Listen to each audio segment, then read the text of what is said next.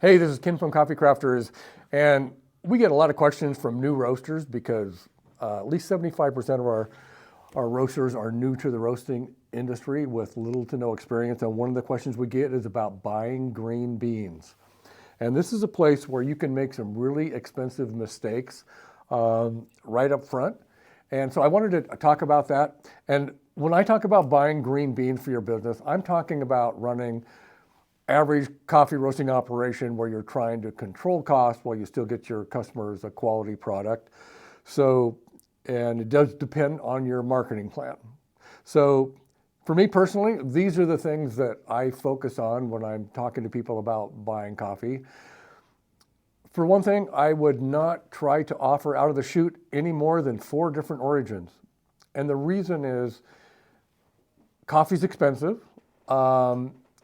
But your customer, as long as you're giving them good fresh roasted coffee, quality coffee that's from a source that has good quality control programs, you don't need to buy the high-end specialty coffee to impress your customers, because the average customer isn't going to know the difference between a really good quality, standard run-of-the-mill Brazil coffee than they are some micro lot that costs, $10, $15 a pound. So one of the things you want to look at are like which origins are those. So it's a personal preference. Obviously, there's 50 different main varieties out there that you can choose from.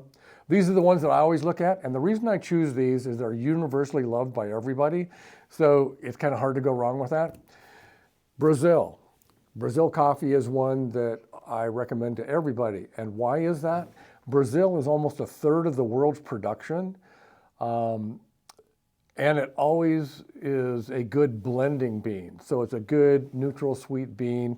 Everybody likes it. Some people like it for blending because it helps control their costs. So if you see something advertised in the store as a blend with a higher end leading the way on the label, it's probably got a Brazil or something like that behind the scenes that takes up the bulk of it. Take a Kona coffee as an example. $27 a pound for green beans. If you own the farm in Hawaii and you got a coffee shop or something, you might be able to pull that off, but I don't know too many people who buy Kona coffee as a single origin that they're going to sell. Papua New Guinea is another one that's a good neutral blending bean that works really well.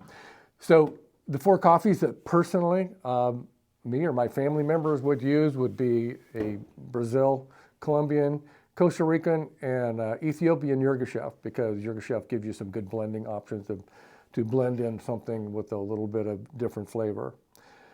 So the marketing part of it does dictate some of that differently. I mean, obviously people are going to have all kinds of beans, and people might send us an email and go, hey, that's not true. I like this bean better. That's fine. I look at it more from the financial standpoint of controlling that cost.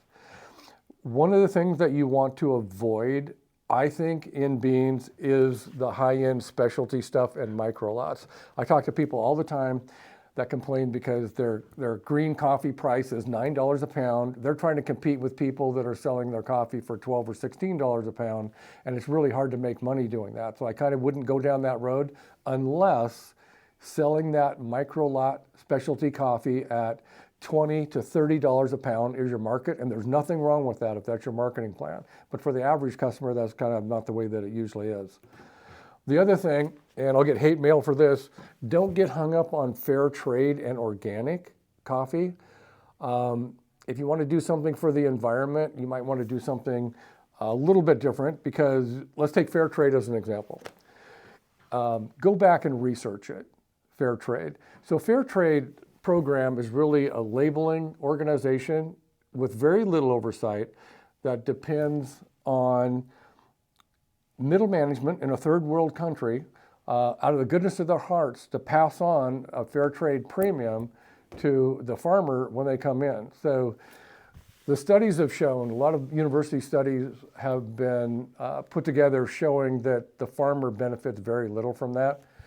On the organic side, it's an oversight issue as well. So the countries I've gone through, I've talked to farmers that are certified organic. They really just kind of smile because they might get inspected once a year and show them what they need to show them, and then that coffee goes into a premium.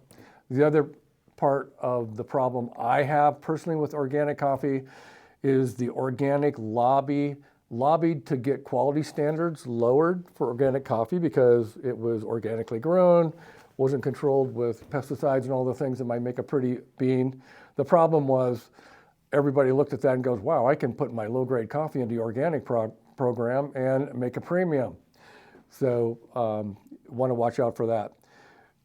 Stick with buying your beans from reputable brokers. So we operate our green bean program through Wholesale Origin, and we actually partnered with them because they have really good quality control standards, and they sell small quantities of beans as a whole bag distributor, and that's something you usually don't find.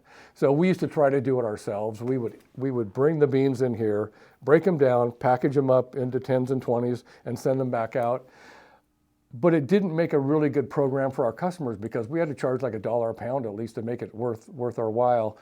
And what I like about Wholesale Origin is they are the importer, so they don't have to pay a middleman down the road where that gets passed on to the consumer. And so you might want to check that out. Also, if you buy whole bags through them, you can go through our website and do that. But even though they're who we promote on our website, they might not be the people you want to buy your beans from, and here's why. Coffee beans are 40 pounds per cubic foot. So freight rates will really drive your costs on your coffee. One of the mistakes people make is they will try to run their coffee roasting operation by purchasing small quantities. Those small quantities will have a $1 to $5 per pound premium tacked onto them because they got repackaged into a small quantity, and that hurts you right out of the chute. It's really hard to make money doing that. It's fine if you're buying it to do a sample, but most reputable suppliers will send you samples of the coffee when you establish a relationship with them, and so you don't really need to be paying for that. Shipping costs are another thing that get people. So if you're buying small quantities, obviously, the shipping cost is a lot per pound, right? It's 40 pounds per cubic foot. A bag of coffee that's 132, 150 pounds, if you buy one bag of coffee from one of the distributors, it goes on a pallet. That pallet goes on a truck, and you can't stack on it. If you were to buy 6 bags of coffee on the same pallet, it's almost the same price. So one of the things you want to do when you start your coffee roasting business is invest in your green bean inventory and get as many bags as you can afford to put on a pallet.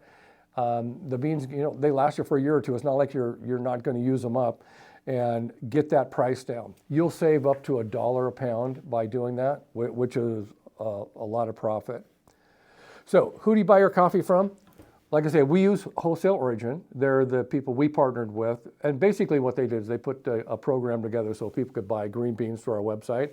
They're our fulfillment center. We have nothing to do with the beans. We run the orders. You run the orders through us. But Genuine Origin, Atlas Coffee, Royal Coffee, Intercontinental Coffee, Inter-American Coffee, those are all great suppliers. So if you have a distribution center closer to you, and you can drive and either pick up the coffee yourself or have it shipped a shorter distance, that's going to save you some money, and that's a situation where don't buy your beans from us, buy the ones from a reputable supplier closer to you. So those are some of the things you want to think about when you're buying coffee. If you have any questions about purchasing coffee or you need any contact information for some of these suppliers, shoot us an email and we'll send you back the information. And thanks for watching.